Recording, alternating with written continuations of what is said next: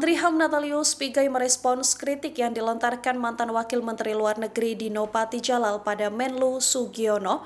Pigai mengatakan Dino Patijalal seolah sedang menunjukkan arogansinya.